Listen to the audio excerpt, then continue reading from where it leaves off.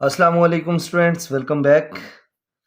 Exercise 9.4 discuss करते हैं हम आज की वीडियो में। चैनल पर अगर आप नए हैं तो चैनल को सब्सक्राइब करें, वीडियो को लाइक करें और बेल आइकन को प्रेस करें ताकि नई आने वाली हर वीडियो आपको बर वक्त मिल सके। अगर कोई कन्फ्यूजन हुआ करे तो कमेंट सेक्शन में ज़रूर पूछा करें। तो देखिए एक्सरसाइज 9.4 में हमने क्या करना है। बेसिकली एक्सरसाइज 9.4 में हमने volume of similar solids find out करना है। सिमिलर सॉलिड्स का वॉल्यूम कैसे फाइंड होगा, देखें। सबसे पहले ये जो क्वेश्चन नंबर 1 है 9.4 का, इसको देखें। इसमें वो कह रहा है determine whether the solids are similar और नॉट।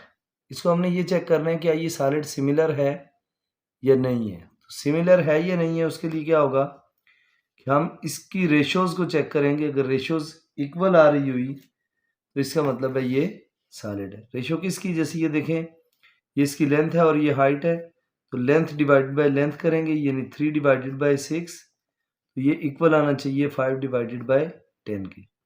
देखिए अगर मैं कटिंग करूंगा 3 1 3 3 2 6, तो इस तरफ आ जाएगा 1/2 और इस तरफ 5 1 5 5 2 10, ये भी 1/2। नीचे लिख देता हूँ, इसकी कटिंग करेंगे 5 1 5 5 2 10, तो ये भी आ जाएगा 1/2। तो इसका मतलब है ये जो फर्स्ट पेयर दिया हुआ हमें, ये क्या है, सिमिलर है। सिमिलर क्योंकि इसकी रेशियोज इक्वल आ रही। अब दूसरा पार्ट जो है उसको देखिए, उसमें क्या है। उसमें हमारे पास ये है हाइट है 12 मीटर और 8 मीटर, इसका मतलब है 12 को मिलीमीटर। 12 डिवाइड बाय 8 करेंगे, वो इक्वल होना चाहिए 24 डिवाइडेड बाय 14 डायमीटर के। अब देखिए इसकी कटिंग में अगर करूँ, ये डायरेक्टली कैलकुलेटर पे डिवाइड करते हैं। सिंपल कैलकुलेटर डिवीजन की फॉर्म में भी आंसर देता है और पॉइंट में भी। 12 डिवाइड बाई 8 करते हैं, ये आंसर आ जाता है 1.5 यानी 1/2। और अगर 24 डिवाइडेड बाई 14 करें तो उसका आंसर क्या आएगा, 1.7। तो 1.5 जो है वो 1.7 के इक्वल नहीं होता। तो इसका मतलब है ये जो सेकंड पेयर है ये नॉट सिमिलर है, ये सिमिलर नहीं है। नेक्स्ट पेज पे देखें, अगला पार्ट है हमारे पास। इसमें ये ट्रायंगल का केस दिया हुआ है। तो ट्रायंगल के केस में अगर एक तरफ ट्रायंगल की अगर आप लेट्स सपोज परपेंडिकुलर को बेस के साथ डिवाइड कर रहे हैं, तो दूसरी तरफ भी आप परपेंडिकुलर को बेस के साथ डिवाइड करेंगे। देखें अगर मैं इसको करूं 12 डिवाइड बाय 6 डिवाइड बाय 5, तो ये हो जाएगा 6 divided by 5 is equal to 12 divided by 10। 12 divided by 10। इसके अलावा दूसरी रेशो क्या बन रही है, 6.5 divided by 5। 6.5 divided by 5 is equal to 13 divided by 10। अब इन दोनों को डिवाइड करें, अगर आंसर्स इक्वल आ जाते हैं दोनों रेशियोज के तो फिर ये सिमिलर होगा। अगर एक भी डिफरेंट आती है तो ये सिमिलर नहीं होगा। तो देखें 6 डिवाइडेड बाय 5 आंसर क्या आता है 1.2 is equal to 12 divided by 10, तो इसका आंसर भी आता है 1.2। एक रेशियो तो इक्वल आ गई। अब दूसरी को देखते हैं, 6.5 डिवाइडेड बाय 5, ये आंसर आता है 1.3। 13 डिवाइड बाई 10 करें, वो भी 1.3 आएगा। यहाँ चेक कर लें बेशक कैलकुलेटर पे, 13 डिवाइड बाई 10 1.3। तो इसका मतलब है ये केस जो है वो किसका है, सिमिलर सॉलिड्स का, क्योंकि इसकी दो रेशियोज थी, हमने दोनों रेशियोज दी, तो आंसर इक्वल आ रहे हैं। नेक्स्ट केस में देखें, नेक्स्ट केस में अगर हम करें 9 बाय, इसको इसके साथ डिवाइड करें तो 9 divided by 21 is equal to 15 divided by 20। 15 divided by 20। 9 divided by 21 कितना आंसर आता है, ये आता है 0.4। अब देखते हैं क्या वो 15 बाय 20 के इक्वल है। 15 डिवाइडेड बाय 20, ये 0.7। इसका मतलब है ये इक्वल नहीं है, तो सो ये नॉट सिमिलर का केस है, नॉट सिमिलर। क्वेश्चन नंबर 2 में देखें सॉलिड्स आर सिमिलर। अब उसने कहा हुआ है कि ये सॉलिड सिमिलर हैं और अब वो कहता है find the value of unknowns. जो अननोन होगा उसकी हमने वैल्यू फाइंड आउट करनी होगी। इस केस में देखें हमें इसे उसके बाद वो कहता है also find ratio of the volume of solid. Volume की रेशियो भी फाइंड करनी है, तो ऐसा करते हैं इसे शीट पे सॉल्व कर लेते हैं। डायग्राम में आपके पास रेशियो बन रही है एच की एच के साथ और डी की डी के साथ। तो इसका मतलब है आपके पास इसका सॉल्यूशन क्या होगा। सॉल्यूशन में उसने कहा हुआ है हमें कि जो हमारा स्मॉलर एच है वो डिवाइड होगा कैपिटल एच के साथ। इसका मतलब है उसकी रेशियो और जो डी ओवर डी है इसकी रेशियो इक्वल होनी चाहिए। एच ओवर एच है हमारे पास, एच की वैल्यू स्मॉल एच की वैल्यू हमारे पास 5 डिवाइडेड बाय कैपिटल एच की वैल्यू है 25 is equal to small D की वैल्यू क्या है, अननोन है, यही हमने फाइंड करना है। और कैपिटल डी की वैल्यू कितनी है, कैपिटल डी की वैल्यू है 100। अब देखें इसका मतलब है क्रॉस मल्टीप्लिकेशन होगी, तो ये हो जाएगा हमारे पास 25D is equal to 100 multiply 5। अब देखें डी किसके इक्वल होगा, D is equal to 100 multiply 5 divided by 25। अब अगर हम इसकी कटिंग करते हैं तो ये हमारे पास क्या आएगा, 25 1 jar 25, 25 4 jar 100, 100 4 multiply 5, small D जो फाइंड आउट करना था उसकी वैल्यू कितनी आ गई, 4 5 जार 20। अब मीटर में वैल्यूज थी तो इसका मतलब है ये मीटर होगा। अब इसके बाद उसने कहा था इसके वॉल्यूम की रेशियो भी फाइंड करें। वॉल्यूम की रेशियो फाइंड आउट करने के लिए आपको पता है V1 ओवर V2 होता है और वो इक्वल होता है रेशियो का क्यूब। रेशियो है हमारे पास 1/5, 1/5 का cube. V1/V2 is equal to 1 का क्यूब 1 होगा और 5 का क्यूब 125। अगर रेशियो की फॉर्म में लिखेंगे तो हम इसे लिखेंगे V1 ratio V2 is equal to 1 ratio 125। तो ये हमारे पास क्वेश्चन नंबर 2 का फर्स्ट पार्ट है। कौन से क्वेश्चन का, question number 2 first part. Question number 2 का सेकंड पार्ट देखिए। सेकंड पार्ट में उसने हमें डायग्राम्स दी हुई हैं। अब इन डायग्राम में अगेन ट्रायंगल का केस है, तो देखिए अपनी बुक पर देख लें 7.5।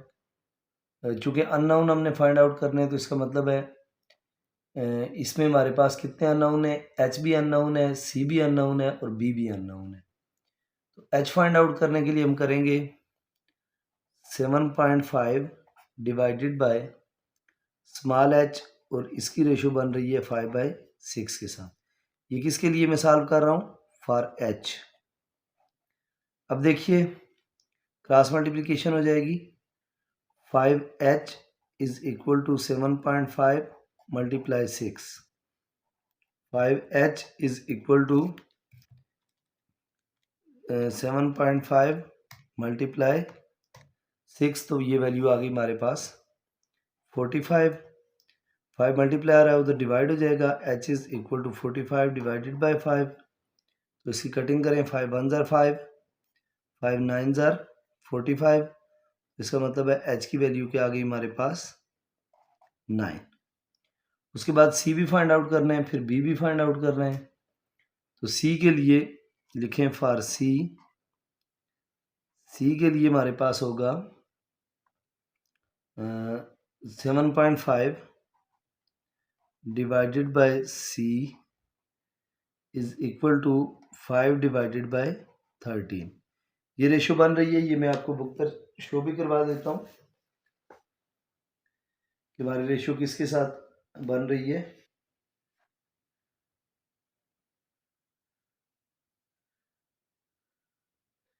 ये देखिए इस क्वेश्चन में हमारे पास पहला था 7.5 डिवाइड बाय एच, तो इधर हमने किया 5 डिवाइड बाय 6। अब 7.5 डिवाइड बाय सी है तो इधर 5 डिवाइड बाय 13 हो जाएगा। तो 5 डिवाइडेड बाय 13। अब क्रॉस मल्टीप्लिकेशन करें, 5c is equal to 7.5 multiply 13। 5c is equal to 7.5 multiply 13, ये आ जाएगा 97.5। c is equal to 97.5 divided by 5, तो c की वैल्यू क्या आ जाएगी हमारे पास, c इज इक्वल टू 97.5 को 5 पे डिवाइड करें, divided by 5 is equal to 19.5। ये वैल्यू आ गई हमारे पास c की।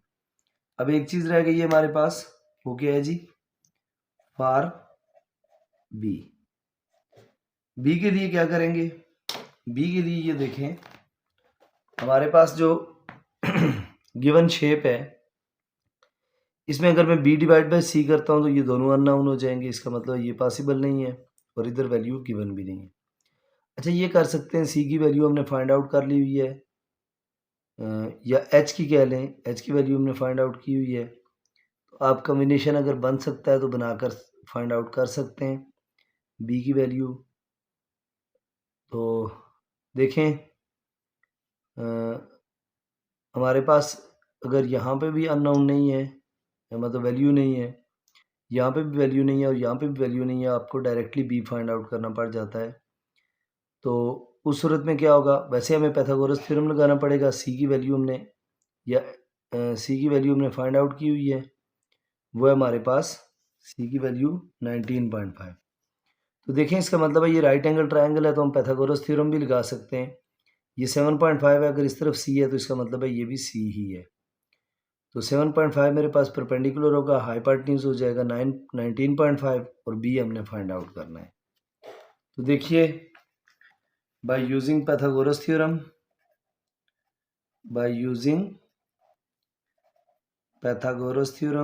क्योंकि और कोई तरीका मिल नहीं रहा था हमें इसे फाइंड आउट करने का, तो जब पाइथागोरस थ्योरम लगाएंगे वो हो जाएगा हाइपोटेन्यूज का square is equal to base का स्क्वायर प्लस परपेंडिकुलर का स्क्वायर। हाइपोटेन्यूज की जगह आ जाएगा 19.5 का square is equal to base का स्क्वायर यानी स्मॉल बी का स्क्वायर कह दें इसे, प्लस परपेंडिकुलर की जगह वैल्यू क्या है हमारे पास 7.5 का स्क्वायर। अब देखें, 19.5 का square is equal to 380.25 is equal to B square plus 7.5 का स्क्वायर, यह आ जाएगा 56.25। हमें बी स्क्वायर चाहिए, तो B square is equal to 380.25 minus 56.25। B square is equal to 380.25 minus 56.25, यह आ जाएगा 324। अब हमें वैल्यू चूंकि बी की चाहिए तो स्क्वायर ले लेंगे, स्क्वायर मौजूद है तो स्क्वायर रूट ले लेंगे। बी स्क्वायर का square root is equal to 324 का स्क्वायर रूट, स्क्वायर से स्क्वायर रूट कैंसिल हो गया, तो बी इज इक्वल टू 324 का स्क्वायर रूट लें तो वो कितना होता है 18। इसके साथ मीटर लिख दें, ये HP मीटर में था, ये भी मीटर में है। अब वॉल्यूम की रेशियो भी फाइंड आउट करनी है। वॉल्यूम की रेशियो के लिए क्या होगा, V1 by V2 is equal to, कोई एक रेशियो कर सकते हैं जिसका स्क्वायर लें, जैसे ये 5/6 है इसका कर सकते हैं, यहाँ 5/13 है इसका कर सकते हैं, किसी भी एक का हम क्या कर सकते हैं, क्यूब ले सकते हैं। तो देखें, किसी भी एक में फ़र्ज करते हैं, एक तरफ अगर हाइपोटेन्यूज की वैल्यू 9 है तो दूसरी तरफ क्या कौन सी वैल्यू है, दूसरी तरफ 6 है। इसका मतलब है V2 is equal to 7.5 divided by 6 का क्यूब। अब 7.5 और 6 को आपस में डिवाइड कर दें, तो डायरेक्टली कैलकुलेटर से भी वैल्यू इसकी खैर आ जाती होती है, नहीं तो V1 divided by V2 is equal to, यहाँ से पॉइंट रिमूव करें तो ये 75 डिवाइडेड बाय 60 हो जाएगा। 75 डिवाइडेड बाय, पॉइंट रिमूव हुआ उसकी जगह 0 लगेगा, डिवाइड बाय 60 का क्यूब। अब देखें इनकी अगर मैं कटिंग करूँ, V1 by V2 is equal to 15 से कटिंग हो सकती है, 15 4 ज़ार 60 और 15 5 ज़ार 65।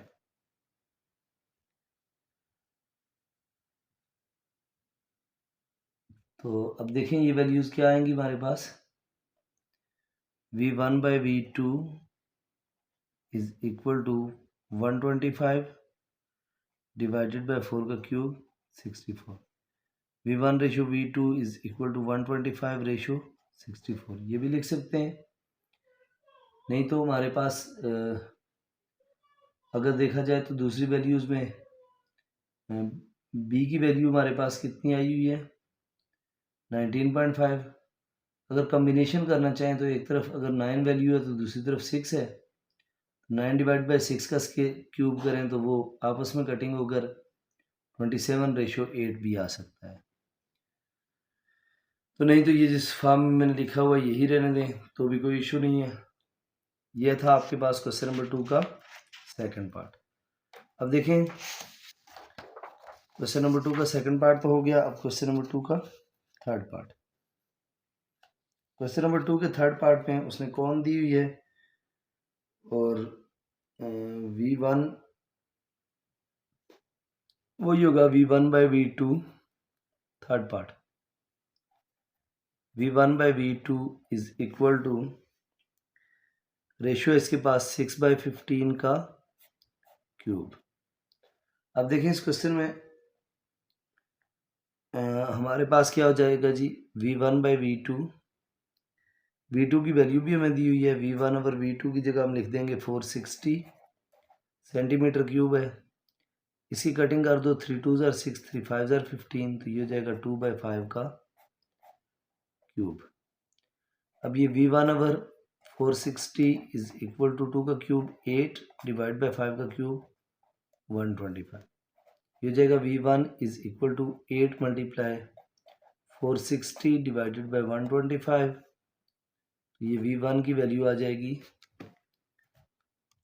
460 मल्टीप्लाई 8 डिवाइडेड बाय 125, ये 24.99 ये वैल्यू आ गई हमारे पास किसकी, V1 की। चूंकि ये अननोन था तो इसकी वैल्यू हमने फाइंड आउट कर ली।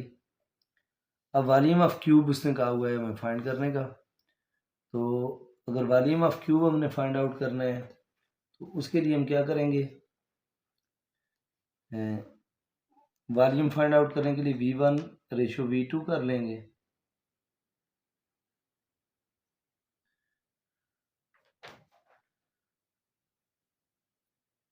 अच्छा ये जो क्वेश्चन है ना ये बेसिकली किसी और थर्ड पार्ट, ठीक है यही वैल्यू थी हमारे पास, V1 की वैल्यू ये आ गई है। अब V1 की वैल्यू हमने फाइंड आउट कर ली है, V2 की वैल्यू हमारे पास मौजूद थी, अननोन हमने फाइंड करना था वो हमने फाइंड कर लिया है। अगर रेशो की बात करें तो V1 ओवर V2 की रेशो 6/15 मौजूद थी पहले से। अब फोर्थ पार्ट देखें, फोर्थ पार्ट में हमने क्या करना है, फोर्थ पार्ट में उसने कहा हुआ है अपने जी जो दो दिए हुए हैं, again V1 by V2 is equal to 12 divided by 9 का cube. V1 by V2 is equal to 3 से कटिंग करें, 3 4 ज़ार 12, 3 3 ज़ार 9 और इसका क्यूब। अब V1 की हमें वैल्यू दी हुई है उसने क्वेश्चन में 288 metre cube our V2 is equal to 4 का क्यूब, 64 डिवाइडेड बाय 3 का क्यूब 27, ये हो जाएगा 64 V2 is equal to 288 multiply 27, ये हो जाएगा V2 is equal to 288 multiply 27 divided by 64। तो V2 की वैल्यू क्या आ जाएगी, 288 मल्टीप्लाई 27 और डिवाइडेड बाय 64, ये आंसर आ गया 1 to 1.5।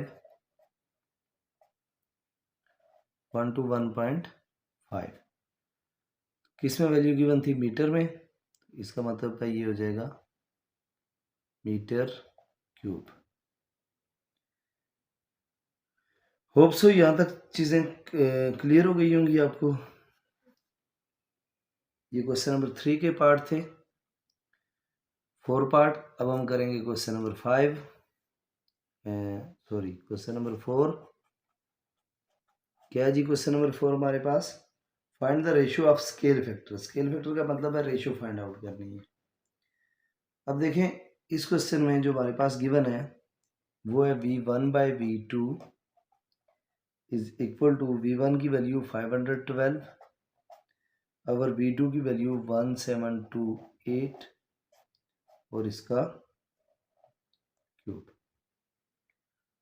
अब देखें अगर आप इसकी कटिंग करते हैं, डायरेक्टली कैलकुलेटर पे कटिंग करें 127 डिवाइड बाई 512 की, तो 512 डिवाइड बाई 1728 की, अंदर इसकी कटिंग करें, उसके बाद आप क्या करें, इसका क्यूब रिमूव करें।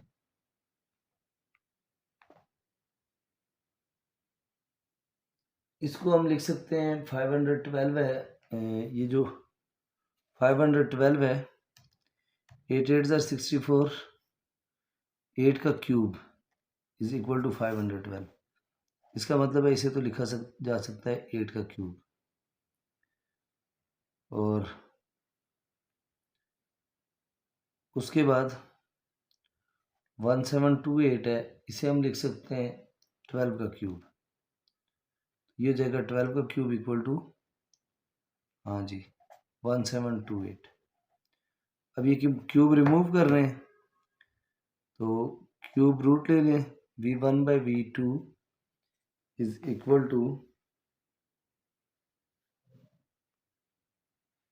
क्यूब रूट लेंगे जब 8 का क्यूब और 12 का क्यूब, क्यूब और क्यूब कैंसिल हो जाएगा, V1 और V2 की वैल्यू आ जाएगी 8 बाई 12। इसकी फर्दर कटिंग करें, 4 2 8, 4 3 12, तो ये आ जाएगा V1 और V2 इज इक्वल टू 2 और 3। इन रेशो की फॉर्म में लिखेंगे तो V1 ratio V2 is equal to 2 ratio 3। तो ये हमारे पास क्वेश्चन नंबर 4 आ गया। अब अगर इस क्वेश्चन में उसने पूछा हुआ है हमसे फाइंड द रेशियो स्केल, इतना ही पूछा हुआ है। अब इसे अगले क्वेश्चन को देखें, क्वेश्चन नंबर 5। क्वेश्चन नंबर 5 में क्या करना है हमने, क्वेश्चन नंबर 5, क्वेश्चन नंबर 5 में वो कह रहा है two swimming pools are similar with scale factor, यानी रेशियो उसने दी हुई है, और रेशियो क्या दी हुई है 4:25। अच्छा इधर भी ना रेशियो का क्यूब अगर फाइंड आउट करना हो पिछले क्वेश्चन में तो वो किया जा सकता है, यानी रेशियो का क्यूब फाइंड आउट करना हो तो ये देखें इसे लिखा जा सकता है V1 ratio V2 is equal to, इसका क्यूब 8 का क्यूब 8 और 2 का क्यूब और 3 का क्यूब 27। अब देखें नेक्स्ट जो है हमारे पास हुआ है क्वेश्चन नंबर 5। तो क्वेश्चन नंबर 5 में हमने क्या करना है, क्वेश्चन नंबर 5 इसमें पूछ रहा है two swimming pools are similar with a scale factor 4:5, the amount of chlorine mixture to be added in proportional to the volume of water in pool. If 3 cups of chlorine mixture are needed for the smaller pool, how much of the chlorine mixture is needed for the larger pool? अब देखें ये simple सा question है हमारे पास। दो swimming pool हैं और जिसमें से एक को स्मॉलर क्या देते हैं, एक को, दूसरे वाले को लार्जर। यानी वॉल्यूम है इनका, वॉल्यूम ऑफ स्मॉलर और volume of larger is equal to 4:5 जो दिया हुआ है, यानी 4/5। इसका तो हमें क्यूब लेना है क्योंकि हम वॉल्यूम की बात कर रहे हैं। अब इसका मतलब है वॉल्यूम ऑफ स्मॉलर और volume of larger is equal to 4 का क्यूब 64 और 5 का क्यूब 125। एक चीज़ तो उसने ये पूछी थी हमसे। दूसरी चीज़ वो पूछ रहा है ये भी बताया how much of chlorine mixture is needed for the larger pool. अब लार्जर पूल के लिए कितना हमें चाहिए होगा क्लोरीन मिक्सचर, जबकि वो स्मॉलर के लिए कह रहा है 3 कप्स काफ़ी होते हैं। तो इसका मतलब ये हुआ कि लार्जर के केस के लिए हमें अमाउंट ऑफ लार्जर पूल जो होगी, अमाउंट ऑफ VL,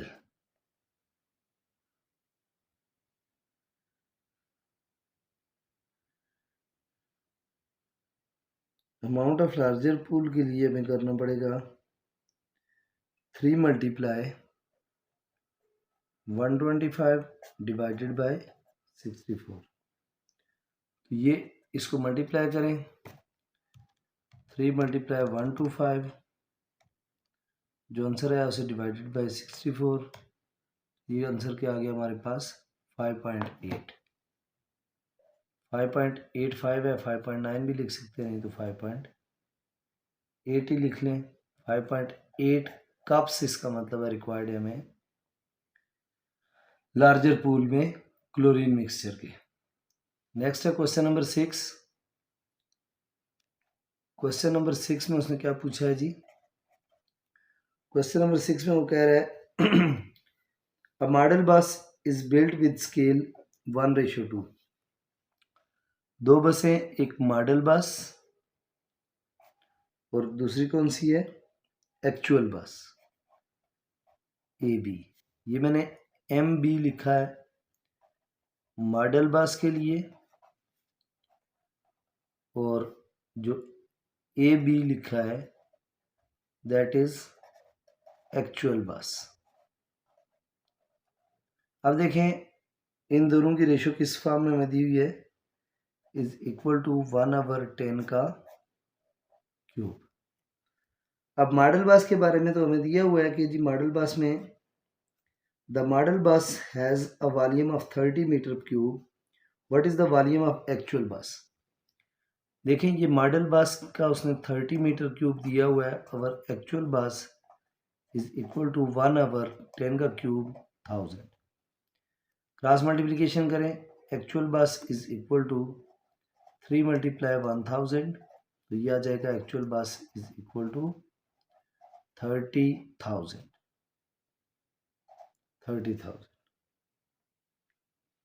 इसका मतलब है वॉल्यूम जो हमारे पास एक्चुअल बस है उसका कितना है 30,000 है। अब देखिए और क्या फाइंड आउट करना है हमने, 30,000 के साथ वॉल्यूम है ये, तो A क्यूब लिख लें, मीटर क्यूब। नेक्स्ट है क्वेश्चन नंबर 7। क्वेश्चन नंबर 7 में क्या करना है, क्वेश्चन नंबर 7 में कह रहा है solid A shown below is similar to solid B।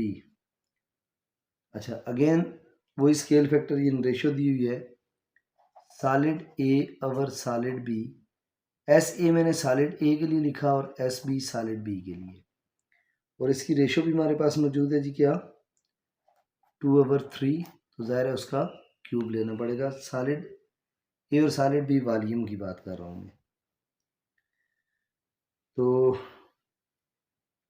अब वो कह रहा है जी कि if surface area of volume of solid A is 130 pi centimetre cube and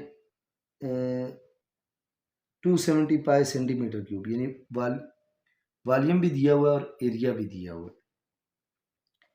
अब इस केस में सबसे पहले तो हम अगर एरिया की बात करें, S A over S B का स्केयर हो जाएगा, 2 का स्केयर 4 ओवर 3 का स्केयर 9। फिर ratio S A ratio S B, जो सॉलिड ए और सॉलिड बी के बिटवीन रेशो बन रही है, वो 4:9। अब उसके बाद उसने वॉल्यूम भी पूछा हुआ था, volume of A over volume of B कर लें इज इक्वल टू 2/3 का क्यूब। ये हो जाएगा V A over V B is equal to 2 का क्यूब 8/3 का क्यूब 27। अच्छा, अब देखें यहाँ पे उसने वॉल्यूम दिया हुआ है सेकंड वन का, is the volume of solid A. Solid A का वॉल्यूम है 280 pi over volume of B is equal to 8/27। Cross multiplication करें, 8 volume of B is equal to 280 pi multiply 27। Volume of B is equal to 280 pi multiply 27 divided by 8। तो volume of B जो होगा वो आ जाएगा 280 multiply 27 और divided by 8, तो ये आ जाएगा 945 पाई, 945 पाई सेंटीमीटर क्यूब। अच्छा, यहाँ भी हमें वॉल्यूम फाइंड आउट करना था, सॉरी सॉलिड ए का एरिया में दिया हुआ था और सॉलिड बी का एरिया फाइंड करना था। सॉलिड ए की जगह आप लिख सकते हैं एरिया इसका हमें दिया हुआ है 130 pi divided by solid B is equal to 4/9, square चूंकि ले चुके हैं। अब क्रॉस मल्टीप्लिकेशन करेंगे, ये देखें ये हो जाएगा solid B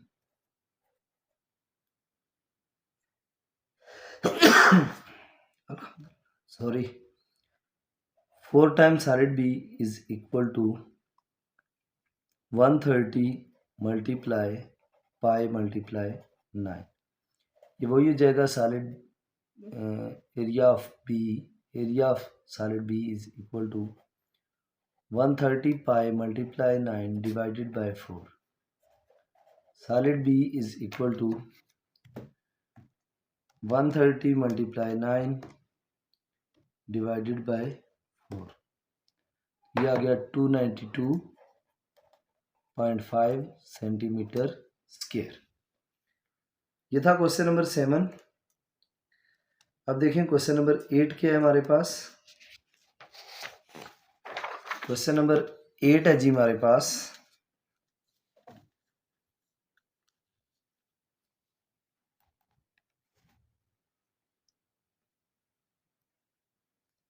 question number 8। Question number 8 में वो कह रहा है solid 1 is similar to solid B, find the scale factor of solid 1 to solid B. अब उसने वॉल्यूम दिया हुआ है, इसका मतलब है volume 1 over volume 2 is equal to, इनकी रेशो को हम कह देते हैं K1 रेशो K2, यानी K ओवर K2। V1 उसने दिया हुआ है 8 pi feet cube over volume B दिया हुआ है 125 pi feet cube is equal to K over 3 है। इसका मतलब इसका क्यूब लेना पड़ेगा क्योंकि इसकी रेशो में क्या होता है, क्यूब होता है। K1 ओवर K2, ये पाई फीट क्यूब और पाई फीट क्यूब तो कैंसिल हो जाएगा, इसका क्यूब रूट, यानी K1/K2 का जो क्यूब है वो हमारे पास आ गया 8/125। क्यूब रूट ले लें K1/K3 होल क्यूब का cube root is equal to 8/125 का क्यूब रूट। क्यूब से क्यूब रूट कैंसिल हो गया, K1/K3 इज इक्वल टू 8 का क्यूब 2 होता है और 125 का क्यूब 5। ये रेशो आ गई K1/K3 is equal to 2/5। Hope so ये क्वेश्चन भी क्लियर हो गया होगा आपको। नेक्स्ट है हमारे पास क्वेश्चन नंबर 9। क्वेश्चन नंबर 9 क्या है जी? क्वेश्चन नंबर 9 में वो कह रहा है solid A and solid B are mathematically similar, the volume of solid A is 32 centimetre cube, the volume of solid B is 108 centimetre cube, the height of solid A is 10 centimetre, find the height of solid B. इसका मतलब है question number 9 में हमारे पास जो चीज़ given है, question number 9, volume of solid A और volume of solid B, volume of solid A और volume of solid B is equal to height of solid A और हाइट ऑफ सॉलिड बी का क्यूब, चूंकि ये ratio. Volume of solid A है 32 divided by volume of solid B है 108 is equal to height of solid A और height of solid B whole cube. अब इसकी cutting कर लें। 4 के टेबल से ही जा रहा है, 4 8 ज़र 32 और डिवाइडेड बाय 108 डिवाइडेड बाय 4, तो ये आ जाएगा 27 is equal to H A और एच बी होल क्यूब। अब क्यूब रूट ले लेंगे, क्यूब रूट लेंगे तो एच ए और एच बी होल क्यूब का cube root is equal to 8/27 का क्यूब रूट। इसे ये कैंसिल हो गया, एच ए और H B is equal to हमारे पास आ गया 8/27, तो 8 का क्यूब रूट हो जाएगा 2 और 27 का क्यूब रूट हो जाएगा 3। अब एच ए की वैल्यू हमें दी हुई है, उसने कितनी दी हुई है जी? 10 /HB is equal to 2/3। 2HB इसको यूं भी सॉल्व कर सकते हैं, 2HB is equal to 10 × 3। Height of B solid B is equal to 10 × 3 divided by 2। 10 3 ज़ा 30 डिवाइड बाय 2 15, ये 2 1 ज़ा 2 2 5 ज़ा 10 5 3 ज़ा 15। Height of solid B is equal to 15 centimetre, क्योंकि सॉलिड ए का सेंटीमीटर थी। देखिए next question number 10। Question number 10 में उसने हमें कहा हुआ है P and Q are two similar solids. Solid P has surface area and volume 108 centimeter square and 135 centimeter cube. इसका मतलब है एरिया 108 सेंटीमीटर क्यूब है। अब वो कहता है find volume of solid Q if Q has surface area 300 centimetre. अब देखें इसका मतलब है, अगर मैं यहाँ पे करूँ area of P and area of Q है, तो इसका मतलब है मेरे पास एरिया ऑफ पी और एरिया ऑफ क्यू जो होगा वो किसके इक्वल है? एरिया ऑफ पी है मेरे पास 125 और एरिया ऑफ क्यू कितना है? 300। अब इसकी अगर कटिंग की जाए तो देखें ये किससे कटिंग होती है जी। अगर मैं 125 और 125 ओवर 125 नहीं, सॉरी 108, 108 है, 108 वॉल्यूम ए का जो है वो 108 सेंटीमीटर स्क्वायर है। अब इसकी अगर मैं कटिंग करूं 108 की 3 के साथ, तो ये देखें 3 3 ज़ार 9, यहाँ क्या आ जाएगा 1 बचेगा, 3 6 ज़ार 18, इसकी 3 से कटिंग करेंगे ये तो 100 आ जाएगा। तो मज़ीद क्या कटिंग हो रही है जी, मज़ीद भी 2 से कटिंग हो रही है, 18 ओवर 50, फिर मज़ीद 9 ओवर 25। अब देखें ये हमारे पास किसकी रेशो आ गई, area of P over area of Q की, 9 ओवर 25 ये रेशो आई है। अब अगर मैं साइड की रेशो की बात करूं तो वो क्यूब रूट लेना पड़ेगा इस पर, तो और सॉरी स्क्वायर रूट लेना पड़ेगा, ये तो एरिया की रेशो है ना। अब यहाँ पे अगर मैं इसकी साइड की रेशो की बात करूँ, लेट से साइड वही अच्छा यहाँ पे साइड्स तो पी ओवर क्यू आप कह सकते हैं, पी ओवर क्यू एरिया है, तो उसकी रेशो है हमारे पास, area of P over Q की रेशो ये है, तो इसका मतलब है पी ओवर क्यू की जो रेशो होगी वो इसका स्क्वायर रूट होगा, क्यों, क्योंकि एरिया में स्क्वायर लिया हुआ होता है, स्क्वायर लोगे तो ये हो जाएगा P over Q is equal to 3 over 5। अब वॉल्यूम की बारी आ जाती है, वॉल्यूम आपको पता है V1 over V2 is equal to P over Q whole cube होता है। तो एक वॉल्यूम हमें दिया हुआ है एक P का, तो देखिए मैं V1 by V2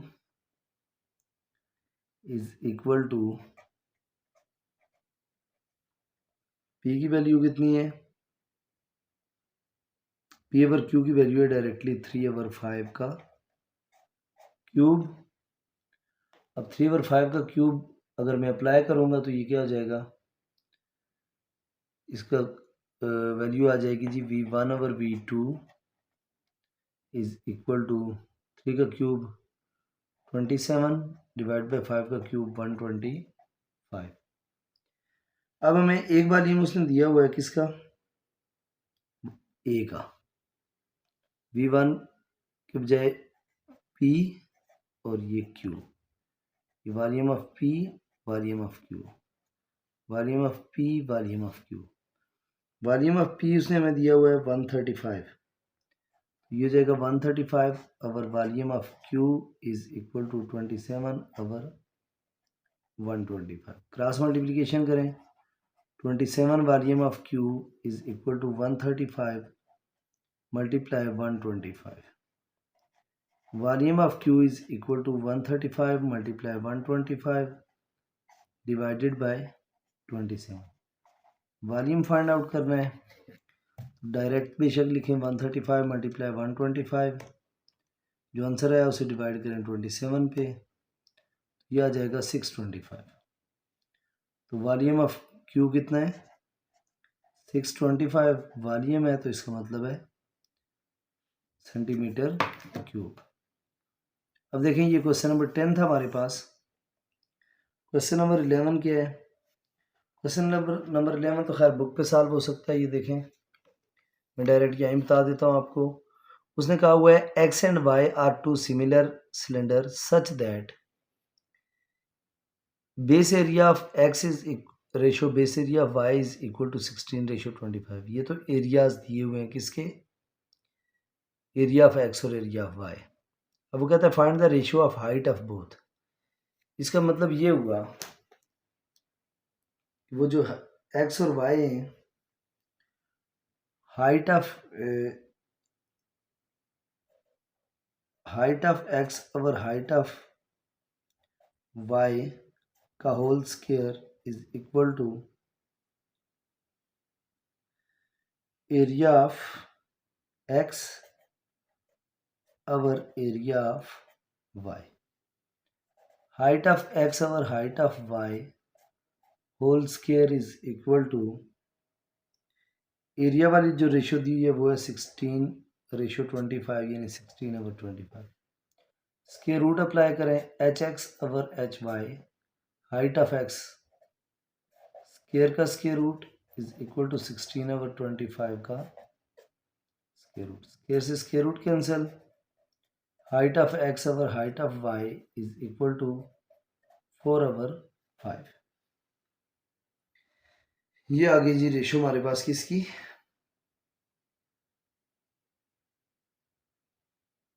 ratio of height of both cylinder.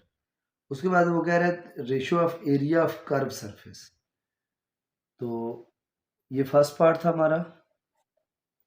Second part में उसने एरिया पूछा हुआ है, एरिया की रेशो ऑलरेडी हमारे पास पहले से मौजूद है 16/25। थर्ड पार्ट में क्या पूछ रहा है जी, ratio of volume of cylinder. V1/V2 is equal to ratio क्या आई है इसकी 4/5, 4/5 का cube. V1/V2 is equal to 4 का क्यूब 64 और 5 का cube 125। V1 ratio V2 is equal to 64 ratio 125। ये हमारे पास वैल्यूज आ गई क्वेश्चन नंबर 11 की। अब देखिए next question number 12। Question number 12 में क्या करना है जी हमने, क्वेश्चन नंबर 12,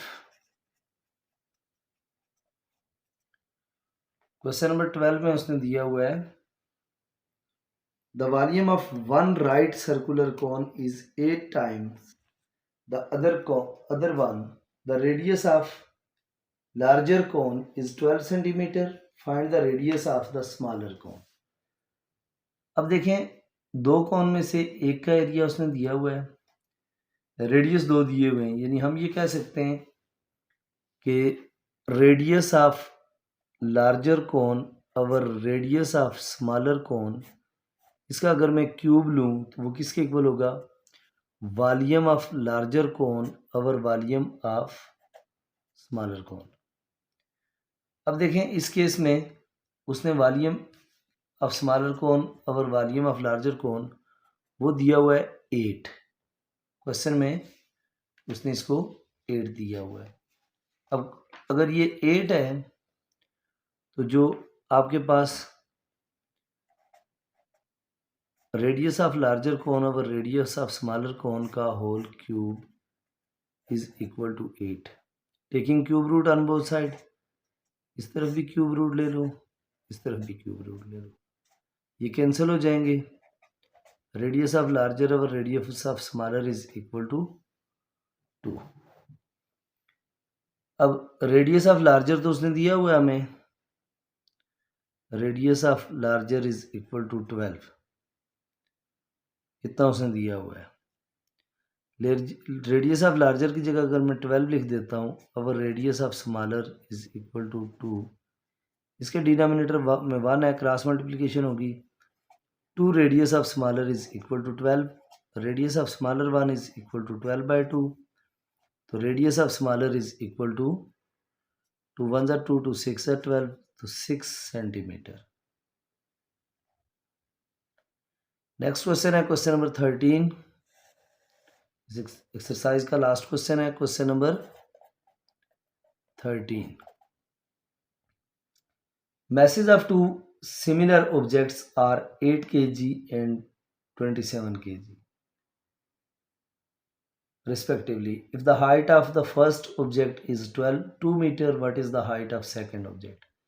बिल्कुल सेम क्वेश्चन है, यानी वो ये कह रहा है कि जो हमारे पास m2/m1 is equal to h2/h1 का क्यूब, या m1/m2 करो तो इस तरफ भी h1/h2 कर सकते हैं, इट्स अप टू यू, दोनों ऑप्शंस आपके पास मौजूद है।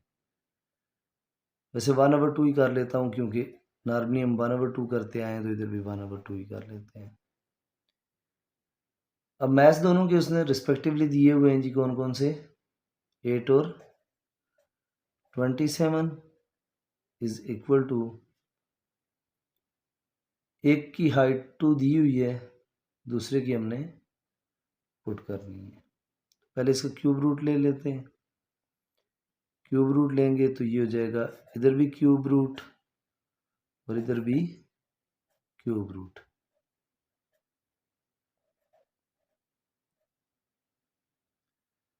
अच्छा जी, अब देखिए ये जाएगा हमारे पास